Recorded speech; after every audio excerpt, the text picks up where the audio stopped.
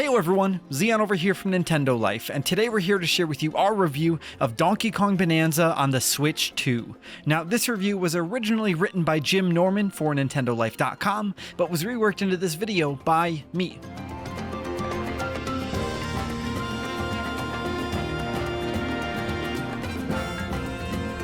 Even though our suspicions have been confirmed, the reveal that Donkey Kong Bananza was coming to us from the team behind Super Mario Odyssey couldn't help but strike a little bit of fear into our hearts. We knew that the group within Nintendo EPD is a talented bunch, but how were we ever going to fully throw ourselves into another 3D adventure with the all-timer jump-up superstar sequence lurking at the back of our brains? This was the overwhelming thought as we made our way through Bananza's opening layer. It was all fantastic, but we couldn't shake the feeling that we'd seen these slick moves and shiny object hunts before, albeit with a touch more punching this time around. And then it happened. Rather than following the suggested approach, we ripped up a chunk of Earth, solved a puzzle in a way that we never expected to work, and laughed as DK goofily oohed at the reward. On the surface, Donkey Kong Bananza has more than a little Odyssey in its DNA, and the comparisons are on display right from the jump.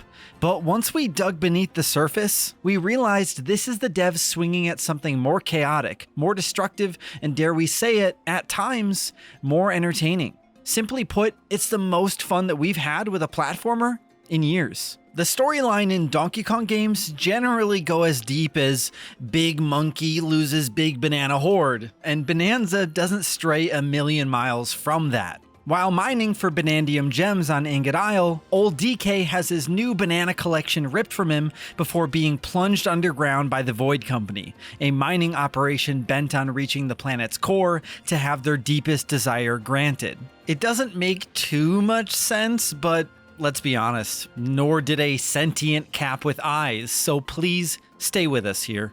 Keen to catch up with the terrible trio and get his bananas back in the process, DK stumbles across Pauline, the artist formerly known as Odd Rock, who assumes the position of back companion and quickly learns that she can assist DK through the magic of song.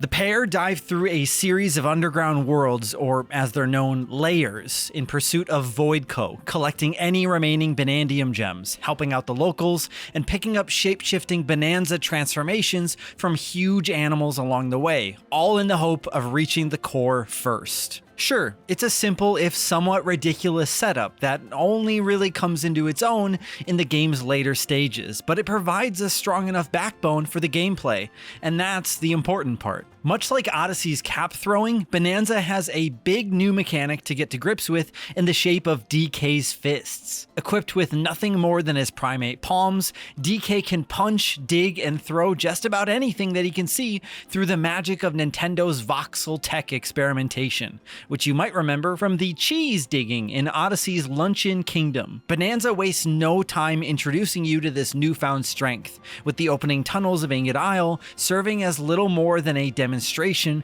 of just how much you can smash, and boy, did we put it to good use. To our own detriment, our first few hours were spent doing just this. Neither Jim or I could bring ourselves to follow the mission marker, because what if there was something under our feet? Nintendo's promise of everything being destructible holds true, for the most part, and there's a certain dopamine hit to be had in leveling a cliff face just for the sake of it, but it quickly loses its impact if that's all you're doing. And we think Nintendo knows this. We eased up on the punch button, put DK's smoking fists back in their holsters, and started to see Bananza differently, because yes, everything can be broken, but that doesn't mean everything should be. Each layer is set up not to be destroyed, but to be explored, and we soon learned that while the odd fossil or treasure chest may be waiting underground, the real attraction lies in the creativity on top. When you put the digging to one side, Bananza is all about the platforming. DK has a silky smooth moveset consisting of 3 directional punches, a jump, a roll, and a hand slap. Oh, and he can also climb just about any vertical surface in front of him. If that sounds pretty pared back, it is, but there's a sweetness in that simplicity. You can roll, jump, and roll again to clear more ground, rip up a chunk of earth and surf on it, then throw that same chunk into the ground to double jump, all without pausing for thought. Bananza has a fast travel system, but we found it much more enjoyable to take the scenic route on foot. Now that's not to say that digging and punching don't have their place, they are absolutely the headline mechanic here. But if you're like us and you feared Bananza would be nothing more than a smash-a-thon, you can rest easy knowing that it's quite the opposite. You see, each layer brings a new idea about how DK should use his surroundings, whether it's surfing over slime in the mud-filled hilltop layer, growing paths in the forest layer, or pulling up chunks of floating liftoff ore in the resort layer. Each level of DK's early descent demonstrates another way to get around, with none sticking about for long enough to become frustrating. All of these introductions serve their purpose well. The second act feels like Nintendo firing on all cylinders to up the inventiveness, and it uses your base understanding of the game's rule set to showcase even wackier ideas. Part of the joy here is finding out how these all work yourself, but rest assured that by the end, the uncanny Bananza transformations will feel like old news compared to some of the originality on display. Well, would you look at that? We've made it almost halfway through the video before touching on the abomination that is DK's Bananza forms. In truth, neither Jim or I ever warmed up to the sight of Donkey Kong melded with an ostrich or a zebra, but the devs needed to work in Mario's power-up prowess, and the time limit given to each transformation meant that we didn't have to look at them for too long. Kong Bananza is your Hulk-like big hitter and can crush just about any material with ease. Zebra Bananza is all about speed, and Ostrich Bananza can momentarily fly through the air when you inevitably see something shiny glimmering in the distance. At first, each form felt a little too overpowered, particularly in the early boss fights, which are proper blink-and-you'll-miss-'em affairs if you have the right power-up equipped. Fortunately, things calm down in the later game and into the post-credit content, where the transformations feel like more of an integral piece of the puzzle than an over-the-top superpower for a quick insta-win. Heck, the difficulty of some of the later challenges, particularly the boss fights, had us wishing for that earlier sense of ease. What's more is that they feel strangely at home in Bananza's world. Walking the same path as Odyssey, each layer down to the planet's core presents a different flavor of off-the-wall weirdness. There are ice cream-loving zebras who all talk like frat boys, googly-eyed fractone rocks that look like they've been swept off the rare cutting room floor, underground eels will spit you between layers like a slimy tube train, and DK reacts to all of it with such a wonderful range of expression. He and Pauline will shiver in cold areas, sweat in hot ones, and you'll want to pay particular attention to how DK's interactions with Pauline shift as their relationship changes. All of this means that each layer is a pleasure to explore, which is a relief because they are packed. We mean packed with things to do. Odyssey's power moons are succeeded by Banandium gems, which can be picked up in main story missions or by exploring your surroundings. Battle and challenge ruins crop up on every corner too, shuffling a certain Breath of the Wild shrine-esque pit stop into the proceedings, and occasionally calling out specific DK touchstones like Minecart Madness or Bramble Blast to brilliant effect.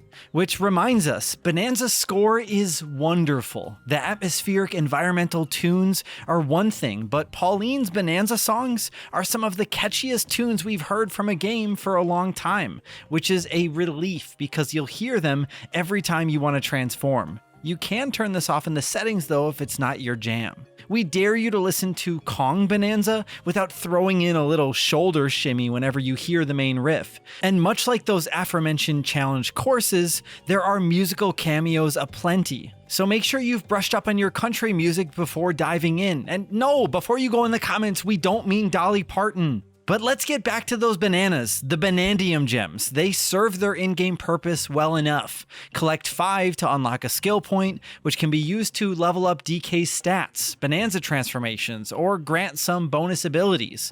But we all know they're really there to encourage exploration.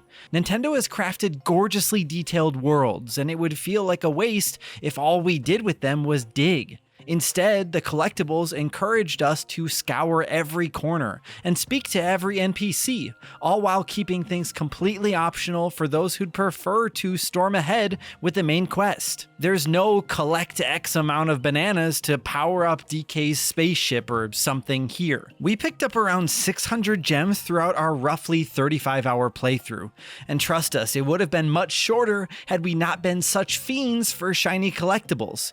And we know that even more are still waiting. That's not to mention the fossils, smashin' stats, and outfits, all of which are calling us back for that sweet, sweet 100% completion. And then there's the entirely optional sculpting DK artist mode, which gobbled up more of our time than we were honestly expecting.